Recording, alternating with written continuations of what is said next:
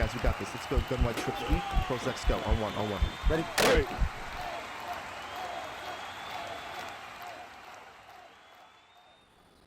What's up, guys? Boogz here, and welcome to another Ask Boogz video here on the HuddleGG YouTube channel. And on this video, we're going to be talking all about protecting the sticks, how and when to use them, and how also to prevent bombs. And shout out to my guy, my name's not important. Shout out to that YouTube name. But he said, can you break down why and when to use protect the sticks? Also explain how it prevents bombs. All right. So before we get into that, make sure you guys check out my Twitch channel, twitch.tv/BugattiBoogz. I'm probably live right now. Come through, check me out. Always trying to put together good content on my channel. And I'm always looking to meet new people and have new viewers come through and kick it with me, man. And we just create good vibes and good energy in the chat. But anyway, let's get into this video. Basically, what you want to do when it comes to protecting the sticks and how and when to prevent bombs, the biggest thing is understanding what bombs what and what's bombable and what's unbombable. So I'm going to kind of keep it simple. One, I'm going to go ahead and go to, we're just going to pick a bunch play, a popular bunch play that I know is going to bomb coverage. We're going to start off in cover 2. Let me go ahead and back the coverage up really quickly. So when you are, let me go ahead and pull up my coverage. So when you are in cover 2, the vulnerable areas to get bombed deep and beat deep is one up the middle. So let me go ahead. So deep here in between the two deep halves, because those two deep halves has a responsibility to cover half the field deep, both of them. So it's a lot of field for them to have to cover. And then also in between the flat and the deep half, there's that vulnerable area for you to get beat deep. If you're playing, like, let's just say right now for like a bunch, for example, it's harder for somebody to beat your cover 2 deep to the short side. So like the ball, we're on the left hash, we're on the left side of the field. It's harder for them to beat you deep in this area, in between this flat zone that I'm using right now and this deep blue right here next to me. So it's a whole lot harder to beat you deep on that end. So it's also knowing like where you're at on the field. So let me just go ahead and I'm going to spy to give myself a little bit of time and just show you what I mean. So how are they going to beat you deep? A post. They're going to need a post to go deep down the middle of the field and split the two deep zones in the middle. That's the only way that they can bomb you there. And then they can also bomb you or hit you, like I said, in between that flat and that zone. So they would need something like a streak or a fade or something like that they can pass lead to the outside, right in between that deep blue zone and the flat zone. But I'm going to bomb it up the middle right now, just to kind of give you an example and show you what I mean. So as you can see, the middle is wide open. Bomb. So what can you do to stop that? So if you're in a cover 2 zone, honestly, think of it like this. You're mixing zones.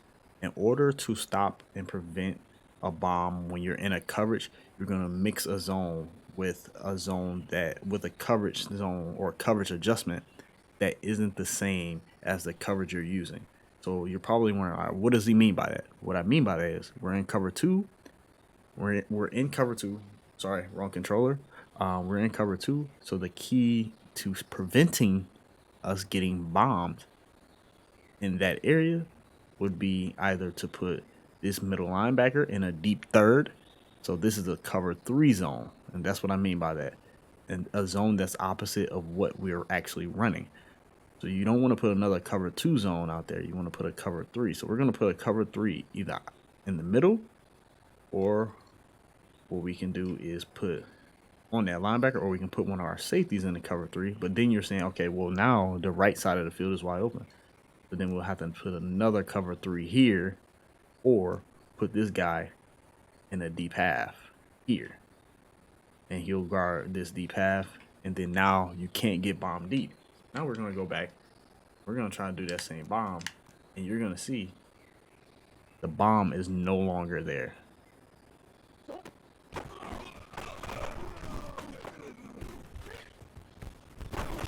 Can't bomb it anymore because we put the coverage adjustment out there.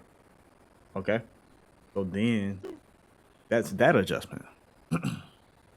So if you're in the cover 2, that's the vulnerable area. Those are the vulnerable areas.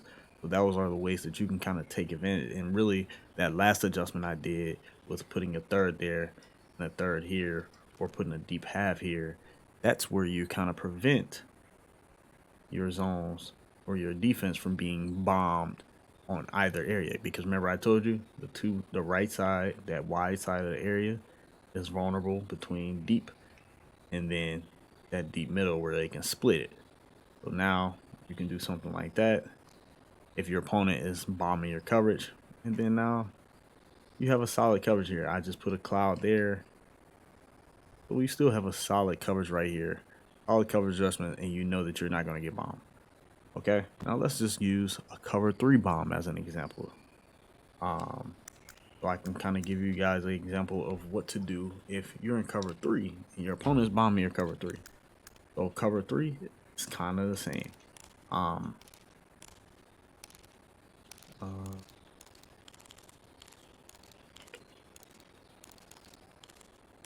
right, we're gonna pick clear out for now.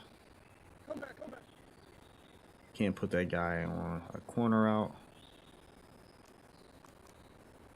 So we're gonna go like that. All right, so we're gonna bomb this cover 3 here. So when you're in cover 3, the zones that are most often manipulated are the 2 outside zones, the 2 outside thirds, because they have the responsibility of guarding the outside third area of the field. So what they're going to do is they're going to guard anything. So if there's like outbreaking routes and stuff like that, they're going to bite down on those outbreaking routes, which then creates areas and gaps in the defense where if they have either a post or a crossing route that goes over the top of that third once it bites, or you have a fade, like right now what we're about to do, a fade with a deep out route that's going to help to bite. You know, the out route is going to act as if a corner route. Most people are going to use a corner route, but because I don't have hot route master, we're going to use an out route to pull and help with this bomb right here. So we're going to fade and pass lead to this fade route, the B receiver. All right, so snap. My fade went inside. I have no idea why he just did that. It's okay.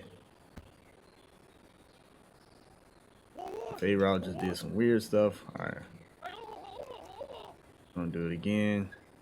Hopefully I get a little bit of time.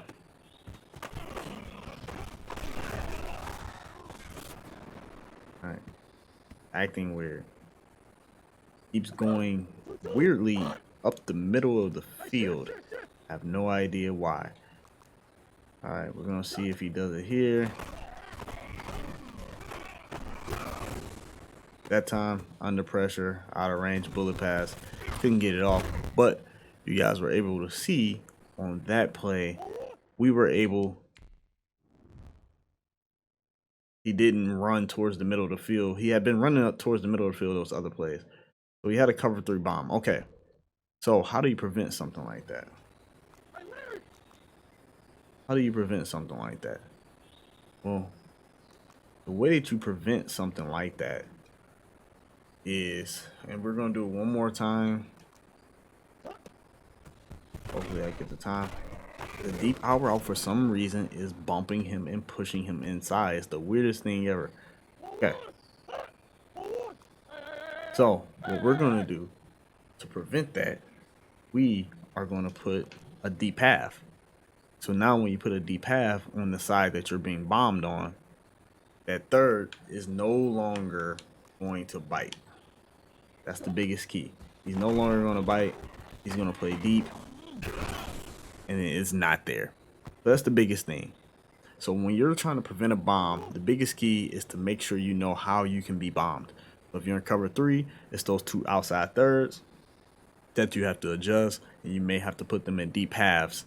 Or another thing you can do is you can play the sticks, and that will do that. But you don't want to play the sticks on like you really that isn't the best adjustment because you don't really want to play the sticks on a first, second, first or second down for sure. You play the sticks typically when it's like 20 yards or more, because then that's in that case you're what's going to happen is all your zones are going to go back to the sticks. So let's say it's 3rd and 20. This purple zone is going to go all the way back to the 20 to the first down marker, wherever it takes for them to get the first down. These yellow zones, and then when it comes to the deep blue zones, they're just going to run back. They aren't going to match. It cancels out. Protecting the sticks cancels out the match concepts that hit with your cover three. Your cover three and outside zones, they have a responsibility where they are supposed to kind of help protect the outbreaking routes, such as corner routes and such like that. So when you play the sticks, it cancels that out, and so now they're just gonna play deep, and that's it. So that's the reason why. That's another way you can also prevent a bomb, but I don't necessarily recommend that as the adjustment. I think the better adjustment is to just say, okay, I'm just gonna deep half and take away the bomb that my opponent's trying to do. And something that's super bomb proof is cover three with a deep third in the middle and then 2 deep halves on the outside. I deep half this guy, and this guy is deep halved as well. Now you're absolutely bomb proof. You cannot be bombed at all. Like, your opponent can't bomb you. Nothing they can do. You can't be bombed in this situation. So that's the one good thing about that. So you can do that, and nothing your opponent does is going to bomb. They're just going to play back, and it's going to be completely bomb proof. So on to when to use protect the sticks. I kind of already talked about it. You really want to kind of use protect the sticks. And if you don't know what protect the stick is you press Y or triangle if you're on PlayStation, and then LB where it says sticks right here on the coverage adjustments. LB, and that hits play the sticks. And you, like I said, you do it on longer distance plays and bigger downs, 3rd or 4th down, and I probably would say 20 yards or more. That's the best time to do it, because if you do it on 1st or 2nd down or something like that, like right now, this is basically considered a 1st down, and so these zones are going to go straight back 10 yards, and it makes it way too easy for your opponents to just throw drags and stuff like that, because they're gonna go back. They aren't gonna play and underneath. Even if you shade underneath, they're not gonna play underneath. They're gonna go back to the sticks. They're gonna go back to the first down marker, and they aren't gonna guard anything. So they're gonna give up things underneath, and they're also gonna give up routes that go above 10 yards. So like if the first down marker is, let's say, 1st and 10, then anything 9 yards or below is going to be open, and anything 12 yards and above is going to be open, because they're going to all sit at the first down marker. That's their job, to play the sticks. They're just going to play to the first down marker. That's the thing you want to keep in mind when you're calling play the sticks.